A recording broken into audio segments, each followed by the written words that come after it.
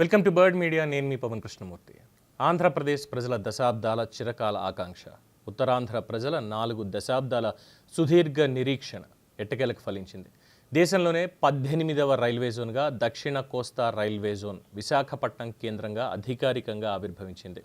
కేంద్ర రైల్వే శాఖ జారీ చేసిన గెజెట్ నోటిఫికేషన్తో నూతన జనరల్ మేనేజర్ సందీప్ మాథుర్ ఆధ్వర్యంలో అధికారులు, సిబ్బంది నగరంలోని విఎంఆర్డీఏ ది డెక్ తాత్కాలిక కార్యాలయం నుంచి విధుల్లో చేరడం ద్వారా ఈ చారిత్రాత్మక ప్రయాణానికి శ్రీకారం చుట్టారు.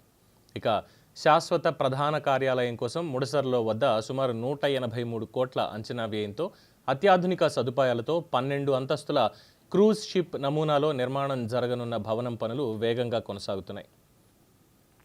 ఇది కేవలం పరిపాలనా కేంద్రంగా కాకుండా విశాఖపట్నం ప్రతిష్టని మరింత పెంచే గుర్తింపుగా నిలవబోతోంది. నూతనంగా ఏర్పాటైన ఈ జోన్ పరిధిలో పూర్వపు దక్షిణ మధ్య రైల్వేకి చెందిన విజయవాడ, గుంటూరు, గుంతకల్లు డివిజన్లతో పాటు పునర్వ్యవస్థీకరించిన వాల్తేరు డివిజన్ కూడా చేరాయి. మొత్తం 3,532 రూట్ కిలోమీటర్ల విస్తీర్ణం, 385 రైల్వే స్టేషన్లు, సుమారు 62,000 మంది ఉద్యోగులతో ఈ జోన్ భారీ రైల్వే నెట్వర్క్గా రూపుదిద్దుకోబోతోంది. ప్రతి సంవత్సరం దాదాపు 100 మిలియన్ టన్నుల సరుకు రవాణాతో పాటు సుమారు 15,500 కోట్ల ఆదాయం సమకూరే అవకాశం ఉందని అంచనాలు వేస్తున్నారు. అంతేకాకుండా ఈ జోన్ పరిధి ఆంధ్రప్రదేశ్తో పాటు కర్ణాటక, తమిళనాడు రాష్ట్రాల కొంత భాగం వరకు విస్తరించడం దీని వ్యూహాత్మక ప్రాధాన్యాన్ని మరింత పెంచుతోంది. ఇప్పటివరకు వాణిజ్య, రవాణా సంబంధిత కీలక నిర్ణయాల కోసం పొరుగు రాష్ట్రాల జోనల్ హెడ్ క్వార్టర్ల మీద ఆధారపడాల్సినటువంటి పరిస్థితి ఉండేది. ఇక మీద ఆ పరిమితులన్నీ తొలగిపోయి విశాఖపట్నమే రైల్వే పరిపాలనకి కేంద్ర బిందువుగా మారబోతోంది. ముఖ్యంగా రాష్ట్రంలోని సుదీర్ఘ తీర ప్రాంతం, వ్యూహాత్మక ఓడరేవులు రైల్వే నెట్వర్క్తో మరింత పటిష్టంగా అనుసంధానం కావడం వల్ల సరుకు రవాణా ఇంకా వేగవంతం అవుతుంది. ఇది ఆంధ్రప్రదేశ్ని దేశంలోనే ప్రధాన లాజిస్టిక్స్ హబ్గా తీర్చిదిద్దడంలో కీలక పాత్ర పోషించేటువంటి అవకాశం ఉంది.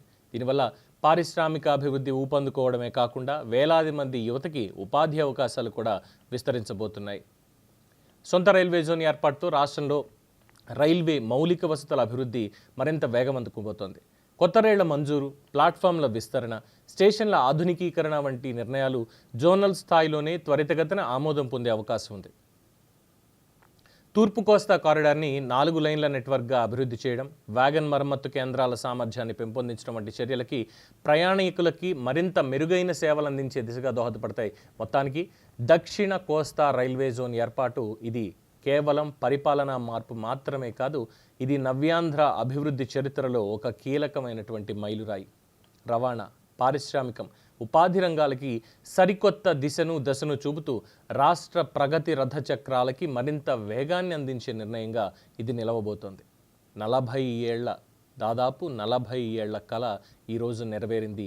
ఈ రోజు నుంచి జూన్ 1, 2026 సంవత్సరం నుంచి అధికారికంగా విశాఖ రైల్వే జోన్, అదే దక్షిణ కోస్తా రైల్వే జోన్ ఆంధ్రప్రదేశ్ని అగ్రగామిగా నిలిపేటువంటి క్రమంలో తన ప్రయాణాన్ని మొదలుపెట్టింది. ఈ సందర్భంగా యావత్ ఆంధ్రప్రదేశ్ రాష్ట్ర ప్రజానీకానికి కూడా శుభాకాంక్షలు. మరొక గొప్ప అచీవ్మెంట్గా మనం భావించాలి. దీని మీద మీ అభిప్రాయం తెలియచేయండి. చూస్తూనే ఉండండి ది బర్డ్ మీడియా.